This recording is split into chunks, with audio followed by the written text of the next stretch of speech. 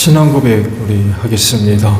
나는 전능하신 아버지 하나님 천지의 창조주를 믿습니다. 나는 그의 유일하신 아들 우리 주 예수 그리스도를 믿습니다. 그는 성령으로 잉태되어 동정녀 마리아에게서 나시고 본디오 빌라도에게 고난을 받아 십자가에 못 박혀 죽으시고 장사된 지 사흘 만에 죽은 자 가운데서 다시 살아나셨으며 하늘에 오르시어 전능하신 아버지 하나님 우편에 앉아 계시다가 거기로부터 살아있는 자와 죽은 자를 심판하러 오십니다. 나는 성령을 믿으며 거룩한 공교회와 성도의 교제와 죄를 용서받는 것과 몸의 부활과 영생을 믿습니다. 아멘. 395장 부르시고 말씀을 보죠.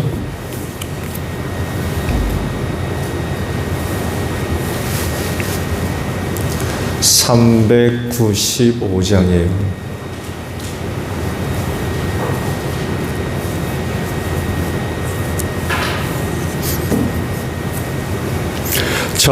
자비하신 예수여, 내가 사람 가운데 의지할이 없으니 슬픈 자가 됩니다. 마음 심히 어두니 밝게 하여 주소서. 나를 보호하시고 항상 인도하소서. 죄를 지은 까닭에 나의 마음이 겁나니 용서하여 주시고 쉬게 하여 주소서. 천국 가고 싶으나 나의 공로 없으니 예수 공로 힘입어 천국 가게 하소서. 허락하심 이루어 사랑 항상 있도다. 모두 이루어 주심을 나는 믿사옵니다. 구주밖에 누구를 달리 찾아버리오. 복과 영생 예수니 더 원할 것 없도다. 거룩하신 구주여, 피로 날 사셨으니 어찌 감사한지 말로 할 수 없도다. 주의 귀한 영상을 나도 입게 하시고 하늘 날아가서도 사랑하게 하소서. 아멘.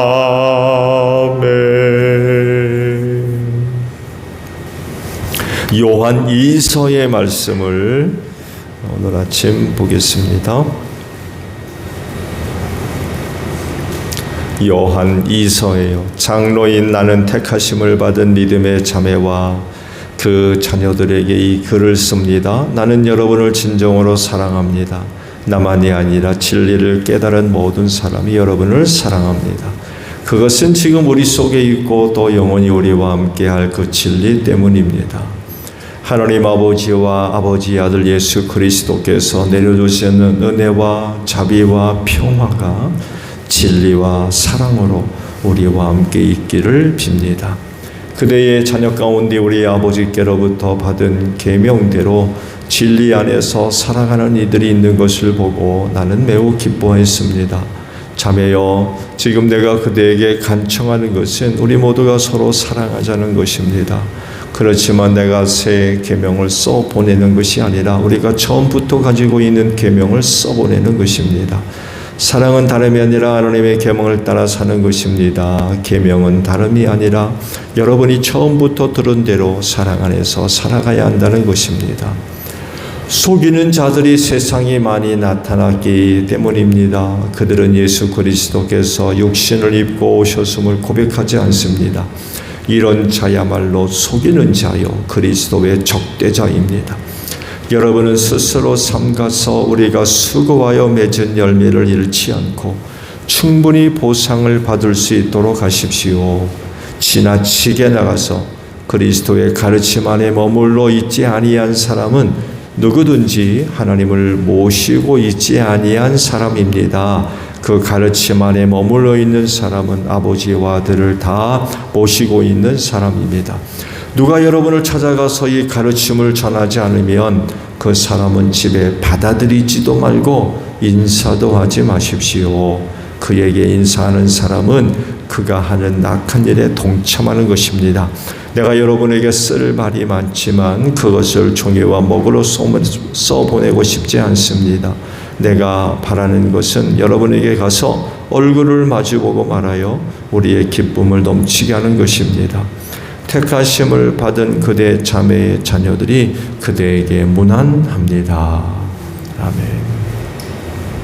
오늘 아침에는요, 8절의 말씀이에요. 8절 상반절입니다. 여러분은 스스로 삼가서 라는 말씀입니다. 요한 2서는요, 1서를 보충하는 그런 의미가 있어요. 보완한다고 할까요?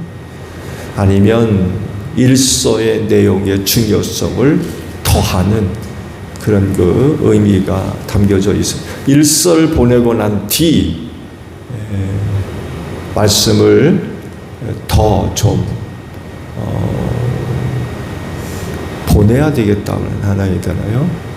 그래서 기록한 것이 바로 2서의 말씀입니다. 특히 거짓 교사와 이단과 관련된 부분에 대해서 더 좀 말을 좀 해줘야 되겠다 해서 이제 기록한 것이 요한 2서라고 할 수 있어요. 그런데요, 누가 수신자죠? 요한 2서의 수신자가 누구예요? 말씀을 보셨듯이 자매와 그 자녀들이라고 기록되어 있어요. 문자적인 의미라고 한다면 교회 어느 여자 성도, 여인 성도라고 이야기할 수 있죠. 자매라고 언급을 하고 있기 때문에 그래요. 근데 그가 누구인지 드러나지는 않아요. 그 어떤 학자들은 여기서 이야기하는 여인은 교회를 얘기하는 게 아니냐.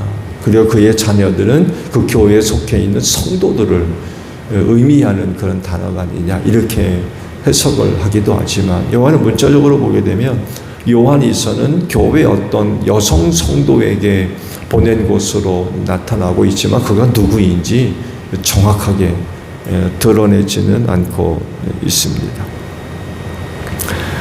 문제는 바로 뭐냐? 그들이 거짓 교사와 이단들로부터 유혹을 받고 있다는 거예요. 그래서 그들에게 그런 사람들을 조심해라. 그들의 유혹에 넘어가면 안 된다. 라는 것을 일깨워주는 거죠. 조심하라고. 사도들이 하나씩 이제 죽어요. 그러면서 이제 교회 안에 여러 가지 문제들이 나타나게 됐죠. 그중 한 가지가 바로 예수 그리스도에 대한 그런 그 부분들이에요. 그분이 진짜 맞냐? 그분이 진짜 하나님의 아들이냐? 의심하는 거죠. 그 중에 대표적인 것이 오늘도 원고보가 언급하고 있습니다만 성육신, 하나님의 사람이 되신 이 성육신을 부정하는 영지주의죠. 대표적으로 이런 영지주의들이 나타나가지고 거짓된 진리, 예수에 대해서 믿지 못하게 하는 이런 이단들이 나타나게 됐습니다. 예수 공동체 안에서는 이건 문제가 될 수가 없었어요. 왜냐하면 저들 눈앞에 있는데요. 사람이 되신 하나님이 저들 눈앞에 있는 거예요. 그러니까 뭐 예수 하나님의 성육신을 믿느니 마느니 이럴 필요가 없었던 거예요.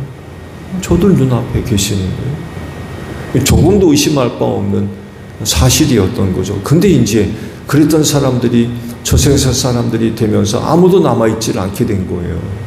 그러니까 이제 그때부터 의심하는 사람들이 생겨나게 됐던 것입니다. 또 다른 하나는요, 거짓 교사들이에요. 이들이 또 왜 문제가 됐냐면, 초대교회는 오늘날의 교회와 사뭇 달랐죠. 목회자가 없었어요. 태고적이었어요. 그러다 보니까 이제 이 문제를 해결하기 위해서 나타난 게 바로 순회 설교자였죠. 전도자뿐만 아니라 세워진 교회를 방문해서 말씀을 전해주는 순회 교사들, 이런 사람들이 초대교회에 있었습니다. 근데 문제는 뭐냐면 이 순회 교사들이 문제였어요. 진짜 복음에 열정적이고 예수 그리스도를 믿는 믿음을 갖고 있는 그런 사람들이 아니라 이 순회 설교자를 자신의 이득의 수단으로 삼는 그런 사람들이 있었어요.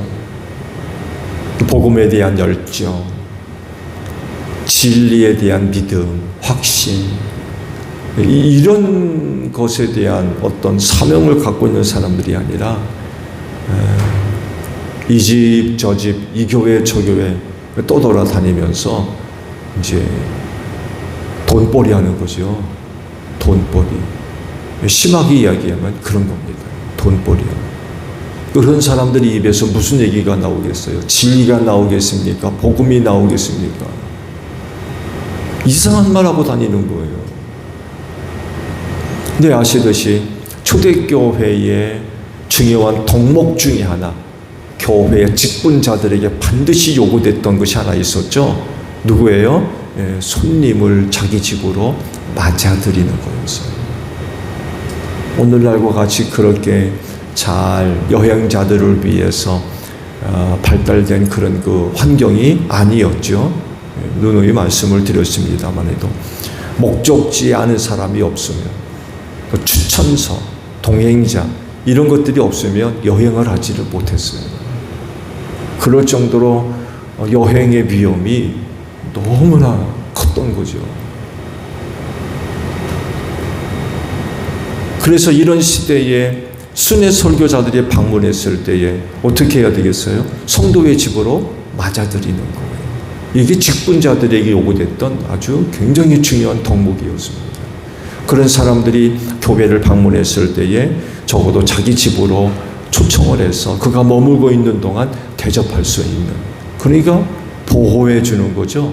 저가 이곳에 방문해서 떠날 때까지 사역을 잘 감당할 수 있도록 도와줄 뿐만이 아니라 그를 지켜주는 이런 중요한 역할들이 초대교회에 요청되는 일이었어요. 근데 거짓 교사들이 다니면서 이 집 저 집 들어가서 이제 헛된 얘기를 하고 다니는 거예요. 헛된 얘기. 그 첫째 잘못하게 되면 거짓 교사를 맞아들인 그 어떤 집에 들어가서 이상한 얘기 하게 되면 그 집 사람들이 어떻게 되겠습니까? 난리가 나는 거예요. 사도 바울 같은 예를 들더라도 좀 죽을 각오를 하고 그렇게 애써 다니면서 복음을 전했는데, 그래서 세워진 교회인데 거짓 교사들이 그 집에 들어가 가지고는 거짓 유혹을 해가지고 그렇게 어렵게 세워놓은 성도 하나를 이단으로 빠지게 만든 그런 일들이 일어나고 있었던 거죠. 이런 것들을 알게 됐을 때에 사도들 입장에서는 이거 정말 이게 난리가 날 수밖에 없는 거예요. 그렇게 애를 쓰면서 한 영혼 구원시켜놨는데 거짓 교사들이 방문해가지고는 그야말로 거짓에 빠지게 만드는, 그러니 요한 이서를 안 쓸 수가 없었던 거예요. 요한 이서를. 너무 걱정되는 일들이 일어나니까. 이건 추상적인 이야기가 아니라 실제적인 이야기였습니다. 실제적인 상황. 그럴 것이다가 아니라 그랬던 거예요. 실제적인 일. 많은 사람들이 이단에 빠지고 거짓 교사에 빠질 수밖에 없었던 이유들이었던 거죠.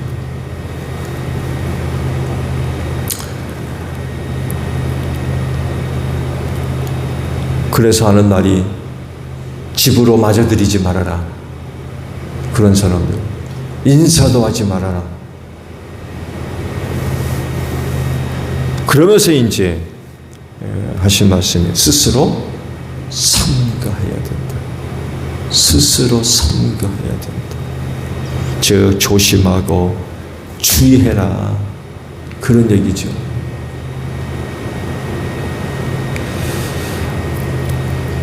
은혜를 사모하는 일은 뭐 당연하지 않겠어요? 그렇죠? 은혜를 사모하는 거는 뭐 당연합니다.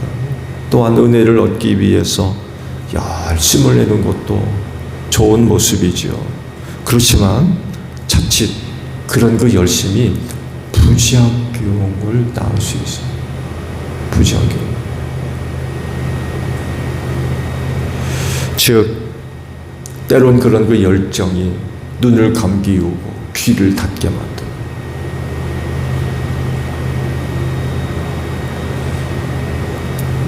그래서 보지 못하게 하고 듣지 못하게 하고.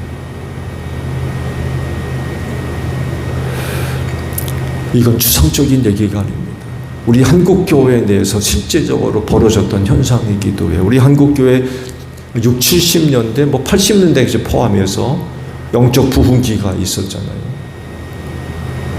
그때 한참 우리 한국교회가 얼마나 크게 부흥했습니까? 근데 맞물려 일어난 일이 하나 있어요. 뭐예요? 이단들이 득세합니다. 한국교회가 크게 부흥하는 그 부흥 시기에 이단들도 급격하게 드러났어요.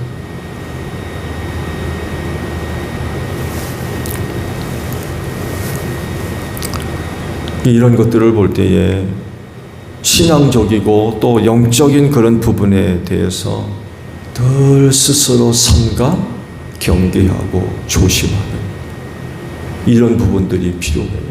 말씀드린 대로 열심을 내는 거 이건 나쁜 거 아니에요. 그렇지만 자칫 잘못했다가는 이단의 유혹에 빠질 가능성도 크다는 거예요.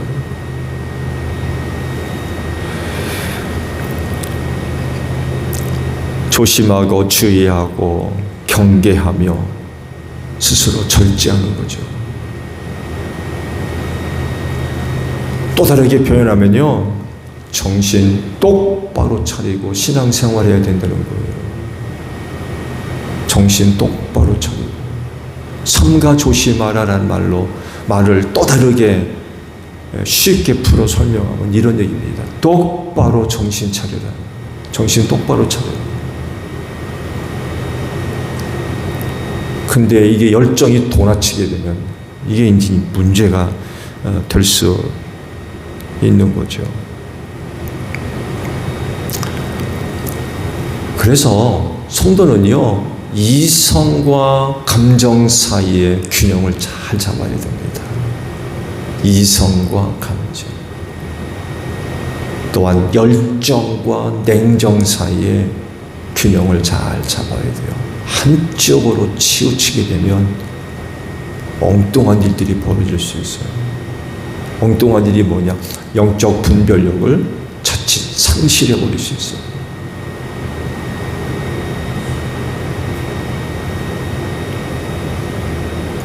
스스로 삼가한다는 의미가 바로 이런 것들이 아닌가.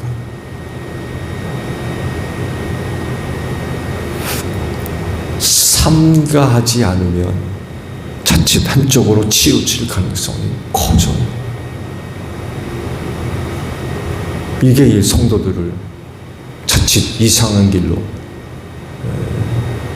빠져버리는 그런 결과도 줄 수 있어요. 그래서 9절을 보게 되면 오늘 주신 말씀과 반대되는 지나치게 나가서 라고 말씀하고 있어요. 8절은 스스로 삼가해라. 그렇지만 9절은 뭐라고 그래요? 지나치게 나가서. 어떻다는 거예요? 지나치게 나가서 그리스도의 가르침에 머물러 있지 않는다라고 말씀하고 있어요. 8절과 정반대예요. 자, 그러면 우리 신앙생활은 어떻게 되겠습니까? 말씀과도 같이 스스로 삼가할 줄 알아야 돼요. 지나치게 나가게 되면 어떤 일이 벌어져요? 그리스도의 가르침에 머물러 있지 않을 수 있다는 거예요. 지나치게 나가. 삼가할 줄 알아야 돼요.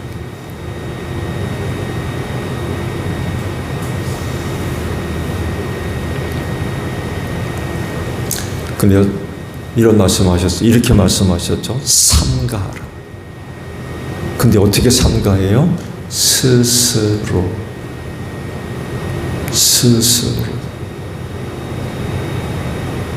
근데요, 스스로 삼가해야 되는데 지나치면 이걸 못합니다. 빠져버렸는데, 미쳐버렸는데, 속된 말로 얘기하면 돌아버렸어요. 근데 그게 가능해요? 그때는 늦어버린 거예요. 삼가해야 되는데 스스로 삼가하래요. 스스로. 누구의 도움, 누구와 함께, 그게 아니라 스스로 삼가해야 된다.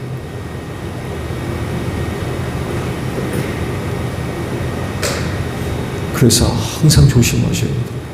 지나치지 않도록 적당해야 됩니다. 지나치면 그리스도를 떠난다고 그랬습니다. 벗어난다고 그랬습니다. 사실이죠? 예. 이단에 빠져있는 대부분의 사람들이었습니다. 스스로 삼가하지 못해서 지나친 거예요. 그러다 보니까 그리스도 가르침에 머무르지를 않은 거죠. 지나치니까.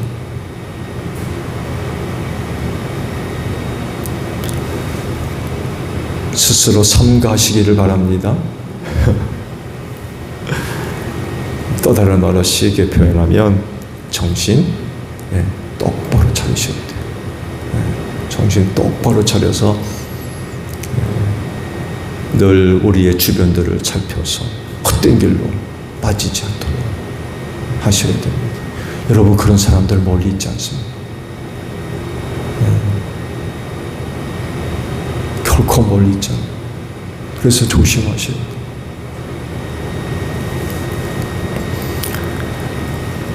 오늘도 기도하는 가운데 우리의 영혼이 깨어나는 복된 시간이 되시기를 바랍니다. 주기도문 합니다. 하늘에 계신 우리 아버지, 아버지의 이름을 거룩하게 하시며 아버지의 나라가 오게 하시며 아버지의 뜻이 하늘에서와 같이 땅에서도 이루어지게 하소서.